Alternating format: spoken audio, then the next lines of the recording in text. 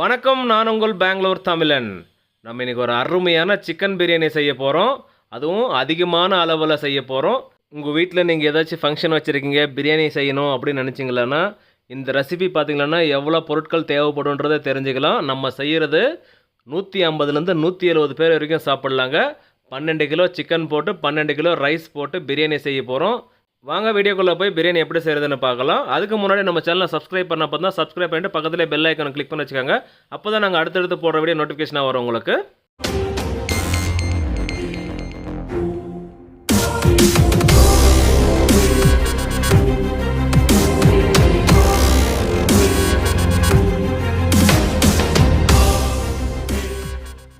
நம்ம இன்றைக்கி 12 kilo chicken போட்டு 12 கிலோ சீரக சம்பா ரைஸ் போட்டு பிரியாணி செய்ய போகிறோம். அதுக்காக ஆனியன்ஸ் கட் பண்ணிக்கலாங்க. இந்த மாதிரி ஸ்லைசஸாக கட் பண்ணி எடுத்துக்கலாம். அதே மாதிரி தக்காளியும் ஸ்லைசஸாக கட் பண்ணி எடுத்துக்கலாங்க. சுத்தமாக வாஷ் பண்ணி எடுத்துக்கோங்க. வெங்காயத்தை தோலெல்லாம் க்ளீன் பண்ணதுக்கப்புறம் வாஷ் பண்ணி எடுத்துருக்கோம். அதே மாதிரி தக்காளியும் வாஷ் பண்ணி எடுத்துருக்கோம். இதே மாதிரி மீதி இருக்கிறதெல்லாம் நம்ம கட் பண்ணி எடுத்துக்கலாங்க. அளவு நான் முன்னாடி சொல்கிறோம் வாங்க. 12 கிலோ பிரியாணி செய்யறதுக்காக ஒரு லெகன் வச்சுக்கலாம். அதில் ஆயில் ஊற்றிக்கலாம். ஆயில் வந்து 2 கிலோ 400 கிராம் எடுத்துருக்கோம். 2 லிட்டர் 400 ml இல்லைங்க, 2 கிலோ 400 கிராம் எடுத்துருக்கோம். வெயிட் பேஸில் எடுத்துருக்கோம். இந்த லெகனில் வந்து 12 கிலோ பிரியாணி வேகாதுங்க. முதல்ல நம்ம மசாலா ப்ரிப்ரேஷன் முடிச்சுட்டு சிக்கனை போட்டு ரெடி பண்ணதுக்கப்புறம் இன்னொரு பர்த்தனில் மாற்றி 2 பர்த்தனில் வேக வைக்க போகிறோம். இது ஒரு சின்ன டிப்ஸுங்க உங்களுக்கு. இந்த மாதிரி 2 பர்த்தனில் கூட வச்சு செய்யலாங்க. இப்போ ஆயில் சூடேறி வந்துருச்சு. இந்த சமயத்தில் நம்ம வெங்காயம் போட்டுக்கலாம். நம்ம ஸ்லைசஸாக கட் பண்ணி எடுத்துருக்கிற வெங்காயம் 2 கிலோ 400 கிராம் எடுத்துருக்கோம். அதை சேர்த்துக்கலாம். இப்போ அப்படியே மிக்ஸ் பண்ண ஆரம்பிக்கலாங்க. இப்போ இது கூடவே நம்ம ஸ்பைசஸ் சேர்த்துக்கணும். அதுக்காக நம்ம எடுத்துருக்கிறது ஏலக்காய் 20 கிராம், பட்டை 20 கிராம், கல்பாசி 10 கிராம், ஸ்டார் அனீஸ் 10 கிராம், லவங்கம் 10 கிராம் எடுத்துருக்கோம். இப்போ இந்த மசாலாலாம் இதெல்லாம் சேர்த்துக்கலாங்க. அடுத்ததாக இது கூடவே பே லீஃப் சேர்த்துக்கணும். பிரியாணி இலை ஒரு 5 கிராம் எடுத்துருக்கோம். அதையும் சேர்த்துக்கலாம். இப்போ மிக்ஸ் பண்ண ஆரம்பிக்கலாங்க. இந்த வெங்காயம் நல்லா கோல்டன் கலர் மாறி வரணும். அது வரைக்கும் நம்ம இதை மிக்ஸ் பண்ணிகிட்டே இருக்க போகிறோம். இது கூட நம்ம என்னென்ன சேர்த்துக்கிறோன்றதை முழுசாக வீடியோ பார்த்து தெரிஞ்சுக்கோங்க. இப்போ சோம்பு சேர்த்துக்கலாம் ஒரு 10 கிராமு. அப்படியே மிக்ஸ் பண்ணி விடலாங்க. வெங்காயத்தில் உப்பு போட்டுக்கலாங்க. இந்த சமயத்தில் உப்பு போட்டோம்னா அந்த வெங்காயம் ஈரப்பதமெல்லாம் சீக்கிரமாக ரிலீஸ் பண்ணி வெங்காயம் சீக்கிரமாக ரோஸ்ட் ஆகும். அதாவது கோல்டன் கலரில் மாறி வரும். அதுக்காக நம்ம உப்பு போடுறோம். 2 கைப்பிடி அளவுக்கு எடுத்துருக்கோம். இப்போதைக்கு தேவைப்பட்டால் பார்த்து சேர்த்துக்கலாங்க. அப்படியே மிக்ஸ் பண்ணி விடலாம். இப்போ இந்த ஆனியன் பாருங்கள் நல்லா கலர் மாதிரி வந்திருக்கு. இந்த சமயத்தில் இஞ்சி பூண்டு பேஸ்ட்டு சேர்த்துக்கலாம். 2 கிலோ எடுத்துருக்கோம், சேர்த்துக்கலாம். இப்போ அப்படியே மிக்ஸ் பண்ணி விடலாம். இஞ்சி பூண்டோட பச்சை வாசனைலாம் போகணும். அது வரைக்கும் இதே மாதிரி மிக்ஸ் பண்ணி விட்டுட்டே இருக்கலாம். இஞ்சி பூண்டு பேஸ்ட்டு போட்டதுக்கப்புறம் 5 நிமிஷமாக இதே மாதிரி வதக்கிட்டு இருக்கிறோம். அது கலர் மாதிரி வந்திருக்கிறதே பார்த்தாலே தெரியும் உங்களுக்கு.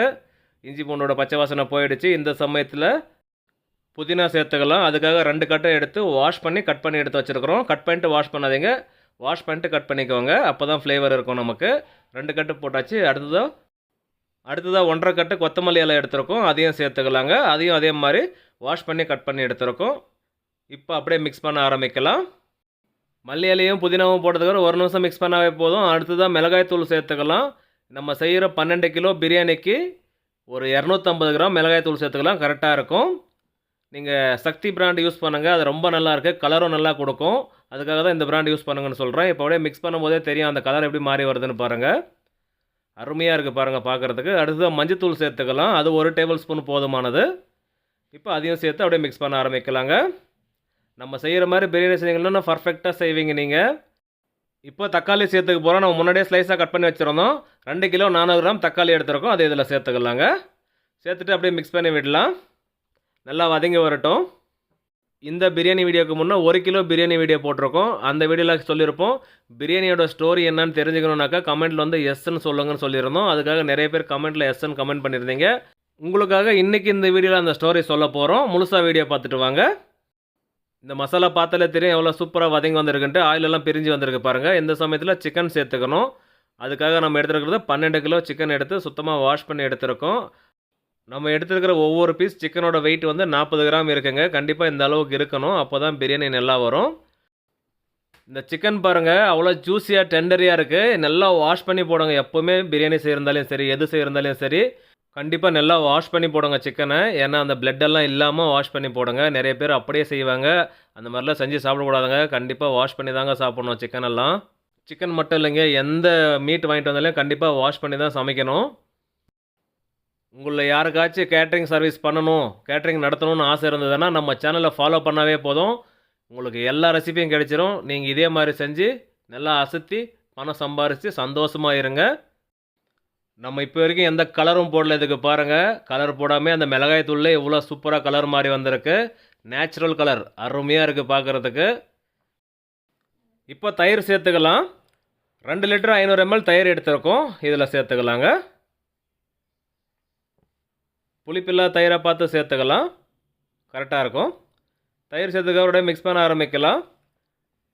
அதே மாதிரி இந்த சிக்கன் மிக்ஸ் பண்ணுறப்போ லேசாக மிக்ஸ் பண்ணுங்கள், சிக்கன் உடையாமல் மிக்ஸ் பண்ணிக்கலாம். ஏன்னா நம்ம வாங்கியிருக்கிற கோழி வந்து லைவ் சிக்கனை வந்து எப்படி இருக்குன்னா 1 கிலோ 400 கிராம் உள்ளதாங்க இருக்கும். அதனால் இந்த சிக்கன் வந்து அவ்வளோ ஜூஸியாக இருக்கும் சாப்பிட்றதுக்கு. ரொம்ப வெயிட் இருக்கிற கோழியெல்லாம் வாங்கி பிரியாணி செய்யாதீங்க, லப்பர் மாதிரி ஆகிடும். இந்த மாதிரி சீக்ரெட்டெல்லாம் யாருமே சொல்லி கொடுத்துருக்க மாட்டாங்க உங்களுக்கு. நம்ம சேனலில் மட்டும்தான் இந்த மொத்த சீக்ரெட்டும் சொல்லிக் கொடுப்போம். அதுக்கு நீங்கள் பண்ண வேண்டியது சப்ஸ்கிரைப் மட்டும்தான் பண்ணணும். பண்ணிவிட்டு அப்படியே இந்த வீடியோ 4 பேருக்கு ஷேர் பண்ணிவிட்ருங்க. சந்தோஷமாக இருப்பேன் நானும். இன்றைக்கி ரொம்ப ஸ்டோரி சொல்லிட்டு நினைக்கிறேன் நான் உங்களுக்கு. போர் அடிக்குதோ? சரி, சீக்கிரமாக வீடியோ முடிச்சிடலாம் வாங்க. நம்ம என்ன பண்ண போகிறோம், இப்போ கொதி வர விட போகிறோம். ஒரு கொதி வந்தாலே போதும், இந்த சிக்கன் வெந்துருங்க. ஏன்னா நம்ம எடுத்துருக்கிறது சின்ன கோழி.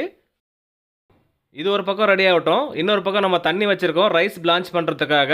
நம்ம செய்கிறது 12 கிலோ ரைஸுங்க. அதுக்கு 35 லிட்டர் தண்ணி வச்சுருக்கோம். இந்த தண்ணி சூடேறி வரட்டும். இதில் ஸ்பைசஸ் எல்லாம் சேர்த்துக்கணும். அதுக்காக நம்ம எடுத்துருக்கிறது பட்டை 10 கிராம், லவங்கம் 10 கிராம், ஏலக்காய் 10 கிராம். இது எல்லாத்தையும் தண்ணியில் சேர்த்துக்கலாம். அடுத்ததாக பே லீஃப் பிரியாணி இலை ஒரு 10 பீஸு போட்டுக்கலாங்க. இந்த தண்ணி கொதி வர ஆரம்பிக்கட்டும். அடுத்த ப்ராசஸ் என்னென்னு பார்க்கலாம் வாங்க. இந்த சிக்கன் பாருங்கள், இப்போ கொதி வர ஆரம்பிச்சிருக்கு.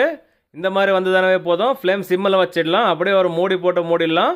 நம்ம ரைஸ் பிளான்ச் பண்ணுறதுக்குள்ளே இதுவும் வெந்துடும். இப்போ அடுத்த ப்ராசஸ் என்னென்னு பார்க்கலாம் வாங்க.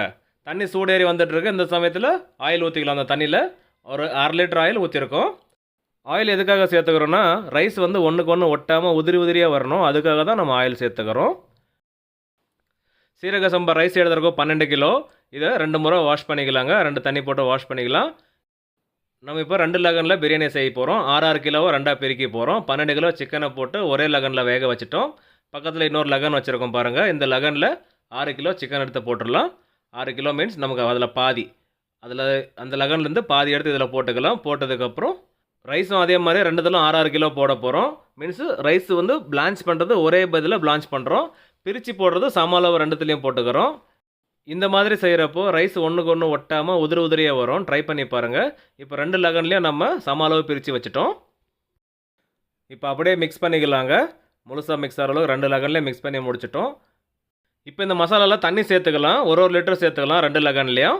மொத்தமாக 2 லிட்டர் எடுத்து 2த்துலேயும் 1 லிட்டர் சேர்த்துக்கிட்டோம். நம்ம ரைஸ் பிளான்ச் பண்ண தண்ணி கூட சேர்த்துக்கலாம். இப்போதைக்கு இதை சேர்த்துக்கலாம், அது தேவைப்பட்டால் சேர்த்துக்கலாம். ரைஸ் பிளான்ச் பண்ண வச்ச தண்ணி கொதி வர ஆரம்பிச்சிடுச்சு. இப்போ உப்பு போட்டுக்கலாம். நம்ம 2 கைப்பிடி அளவுக்கு சேர்த்துக்கிறோம். கரெக்டான அளவில் உப்பு சேர்த்துக்கோங்க, கரெக்டாக இருக்கும். அது கரைஞ்சதுக்கப்புறம் செக் பண்ணி பாருங்கள். இப்போ நல்லா மிக்ஸ் பண்ணி விடலாங்க. உப்பு கரைஞ்சி வந்துடுச்சு. அப்படியே டேஸ்ட் பார்த்துக்கலாம் உப்பு கரெக்டாக இருக்கான்னுட்டு. கரெக்டாக இருக்குங்க. இப்போ ரைஸ் போடணும். அதுக்கு முன்னே கொஞ்சமாக ஃபுட் கலர் போட்டுக்கலாம். இது வந்து ஆப்ஷனல் தான், வேண்டாம்னா ஸ்கிப் பண்ணிவிடுங்க. நம்ம ரெடி பண்ணி வச்சுருக்கிற ரைஸ் ரெடியாக இருக்குது. இப்போ இதில் போட்டுக்கலாங்க. இந்த ரைஸ் கொதி வர ஆரம்பிக்கிட்டால் இன்னொரு பக்கம் தம் போடுறதுக்காக நம்ம இரும்பு தவா ஒன்று வச்சிடலாங்க. இதே மாதிரி நம்ம 2 லகன்லேயும் வச்சுக்கலாம். ஏன்னா 2த்துலேயும் செய்கிறோம், 2த்தையும் தம் போடணும் ஒரே டைமு. அதனால் 2த்துலேயுமே ஒரு இரும்பு தவா வச்சுட்டோங்க. இந்த மாதிரி இன்னொரு பக்கம் ரைஸு கொதி வர ஆரம்பிக்குது பாருங்கள். இந்த ரைஸை கிண்டி விடலாங்க அப்படியே லேசாக. ஒரு கொதி வந்தாலே ரைஸ் பிளான்ச் ஆகிடும். நம்ம ரெடி பண்ணி வச்ச மசாலாவில் லெமன் ஜூஸ் சேர்த்துக்கலாம். 15 லெமனை பிழிஞ்சி வச்சுருக்கோம். இது 2 லெமன்லேயும் 5 லெமன் ஊற்றிக்கலாம். 5 லெமன் ஜூஸு. இப்போ பச்சை மிளகா போட்டுக்கலாம். 10 மிளகாயை 2ஆக கட் பண்ணி வச்சுருக்கோம், அதில் சேர்த்துக்கலாம். 2த்துலேயுமே அதே மாதிரி 10 மிளகாய் சேர்த்துருக்கோம். அப்படியே ரைஸை மிக்ஸ் பண்ணிவிட்டே இருக்கலாம். பொங்கி மேலே வந்துடக்கூடாது, அதனால் கிண்டி விட்டே இருக்கலாம். ரைஸ் பாருங்கள் கொதி வர ஆரம்பிச்சிடுச்சு. இந்த சமயத்தில் நம்ம லெமன் ஜூஸ் சேர்த்துக்க போகிறோம். அதுக்காக 5 லெமன் மீற்றி வச்சுருந்தோம், அது இதில் சேர்த்துக்கலாங்க. 5 லெமன் ஜூஸு எதுக்காக சேர்த்துக்கிறோன்னா ரைஸ் வந்து உடையாது, ஸ்டிஃபாக இருக்கும். அதனால் சாஃப்டாகவும் இருக்கும், ஸ்டிஃபாக இருக்கும், உடையாமல். அதனால் லெமன் ஜூஸ் சேர்த்துக்கிறோம். இப்போ அப்படியே மிக்ஸ் பண்ணி விடலாம். இந்த மாதிரி கொதி வர ஆரம்பிச்சதுக்கப்புறம் 1 நிமிஷம் கொதி வந்தாலே போதும். இது ரைஸ் பிளான்ச் ஆகிடும். அதுக்கப்புறம் தண்ணி வடிச்சிட்டு எடுத்து தம் போட்டுடலாங்க. ரைஸ் கொதி வர ஆரம்பித்து 1 நிமிஷம் ஆகிடுச்சுங்க. இப்போ ரைஸை வடித்து எடுத்து போட்டுடலாங்க. 2த்துலேயுமே சம அளவு போட போகிறோம். இதில் ஒரு ஜாரா போட்டோம்னா அதில் ஒரு ஜாரா போடுவோம், பார்த்துக்கோங்க. இந்த மாதிரி ரைஸ் பிளான்ச் பண்ணி போடுறப்போ செம்மையாக ரெடியாக வருங்க பிரியாணி. இந்த ரைஸ் வந்து 60% வெந்திருக்குங்க. இன்னும் 40% தம்மிலே வெந்துடும். கரெக்டாக 60% வந்ததுக்கப்புறம் நம்ம எடுத்து இதில் போட்டுக்கலாம். அப்போ கரெக்டாக இருக்கும். 2 லெகன்லையுமே சம அளவு போட்டிருக்கோம், பார்த்தாவே தெரியும் உங்களுக்கு. அதில் ஒரு ஜாரா போட்டால் இதில் ஒரு ஜாரா போடுறோம், கரெக்டாக இருக்கும் அளவு. 6 கேஜியாக பண்ணிகிட்ருக்குறோம். இப்போ அப்படியே மிக்ஸ் பண்ணி விடலாம் லேசாக. இந்த மாதிரி மிக்ஸ் பண்ணுறப்போ அந்த பீஸ் எல்லாம் ஒடியாமல் மிக்ஸ் பண்ணோம். அதுக்கு நம்ம என்ன பண்ணோம், அந்த குடுப்பியை வந்து டைரெக்டாக அந்த பாத்திரத்தில் டச் பண்ணி மிக்ஸ் பண்ணோம்னா ஒடியாமல் வரும். நீங்கள் நடுவில் அந்த ரைஸில் போட்டு மிக்ஸ் பண்ணிங்களான்னா என்ன ஆகும்னா அந்த பீசஸ் எல்லாம் ஒடிய ஆரம்பிச்சிடும். இப்போ பாருங்கள், ரொம்ப நல்லா மிக்ஸ் பண்ணி முடிச்சிட்டோம். இந்த பிரியாணிக்கு வடிச்சு தண்ணி எதுவும் சேர்க்கல, முன்னாடி சேர்த்ததோட சரிங்க, இதுவே கரெக்டாக இருக்கும். இப்போ தம் போடலாம். அதுக்காக ஒரு காட்டன் துணி ஈரம் பண்ணிவிட்டு அது அந்த பிரியாணி மேலே மூடிட்டு ஒரு மூடி போட்டு மூடிடலாங்க. அப்போ வெயிட் தூக்கி வச்சிடலாம். அதே மாதிரி இன்னொரு லெகனில் இருக்கிறதுக்கும் அதே மாதிரி செஞ்சுட்டோங்க. இது இப்படியே 10 நிமிஷம் தம்மாகி வரட்டும். அதுக்கப்புறம் ஸ்டவ் ஆஃப் பண்ணதுக்கப்புறம் 10 நிமிஷம் அப்படியே விட்டு அப்புறம் தம் உடைக்கலாங்க. மொத்தமாக 20 நிமிஷம் டைம் ஆயிருக்கு. 10 நிமிஷம் ஃப்ளேமில் வச்சுருந்தோம், 10 நிமிஷம் அப்படியே விட்டுருந்தோம். இப்போ தம் ஓப்பன் பண்ணதுக்கப்புறம் பாருங்கள், செம்மையாக இருக்குது பார்க்குறதுக்கு. இது மேலே நெய் ஊற்றிக்கலாம். 300 ml நெய் ஊற்றிக்கலாம் ஒரு லெகனில். அடுத்த லெகனில் அதே மாதிரி 300 ml ஊற்றிக்க போகிறோம். இப்போ தம் உடைச்சிடலாங்க. அது உடைக்கிறப்பவே பாருங்கள், நல்லா உதிரியாக வருது பாருங்கள். இந்த மாதிரி வரணும்னா நம்ம சொன்ன மாதிரி தண்ணி வைக்கணும். அப்போ தான் பர்ஃபெக்டாக இந்த மாதிரி பிரியாணி ரெடி ஆகும் உங்களுக்கு. அது கலர் பாருங்கள், அந்த மசாலா பாருங்கள், அதிகமாக மசாலா இல்லாமல் ஒரு பர்ஃபெக்டான மசாலா கொடுத்து உங்களுக்கு சாப்பிட திகட்டாமல் இருக்கிற மாதிரி செஞ்சு காமிச்சிருக்கோம். நீங்களும் இந்த மாதிரி செஞ்சு சாப்பிடுங்க, செம்மையாக இருக்கும். இந்த பிரியாணியை 2ஆக பிரித்து செய்கிறதுக்கு இன்னொரு காரணமாக இருக்குது. இந்த மாதிரி செய்கிறப்போ நமக்கு அந்த ரைஸ் வந்து உடையாமல் உதிரியாக வரும். நீங்கள் நிறைய இடத்துல பார்த்துருப்பீங்க, பிரியாணி செய்கிறப்போ ஒரு பெரிய பாத்திரம் வச்சு செய்கிறத விட சின்ன பாத்திரம் வச்சு செய்கிறது தான் அதிகமாக செய்வாங்க. ஏன்னா இந்த மாதிரி ரைஸ் உடையாமல் உதிரியாக வரதுக்காக இந்த மாதிரி செய்வாங்க. பாருங்கள், இந்த பிரியாணியில் மசாலாவும் அதிகமாக இல்லாமல் கரெக்டாக இருக்குது பார்க்குறதுக்கு, செம்மையாக இருக்கும் சாப்பிட்றதுக்கு. இதுக்கு முன்னே போட்ட 1 கிலோ பிரியாணி வீடியோவில் இந்த பிரியாணியோட ஸ்டோரி சொல்கிறோன்னு சொல்லியிருந்தோம். இப்போ அந்த ஸ்டோரியை நம்ம செஃப் சொல்லுவார், கேளுங்க. உங்களுக்கு இன்னைக்கு ஒரு கதை சொல்ல போகிறேன், பிரியாணி எப்படி கண்டுபிடிச்சாங்க. சரிங்களா? எனக்கு தெரிஞ்ச கதை தான், அது எந்த அளவுக்கு உண்மைன்னு தெரியாது. பட் என்னுடைய சீனி சொல்லி கொடுத்த கதையை நான் உங்களுக்கு சொல்ல போகிறேன். எப்படின்னா, அதாவது பிரியாணி வந்துட்டு எப்படி நாங்கள் ஸ்டார்ட் பண்ணாங்கன்னா, அந்த காலத்தில் கோழிக்கு போகிறப்போ சண்டை போடுறதுக்கு மட்டன் கறியும் சிக்கன் கறியும் தனியாக ரைஸும் வந்து எடுத்து போயிருந்தாங்க. அப்போ வந்துட்டு அங்கே இருக்கிற ஒரு குக் ஐடியா பண்ண விதம் தான் வந்துட்டு ரெண்டு சேர்த்து ஒன்றா குக் பண்ண எப்படி இருக்கும் அப்படின்னு யோசிச்சு செஞ்சது தான் பிரியாணி ஹிஸ்ட்ரி. இது ஒரு ஸ்டோரி, இன்னொரு ஸ்டோரி இருக்குது, நான் அதுக்கப்புறமா உங்களுக்கு சொல்கிறேன்.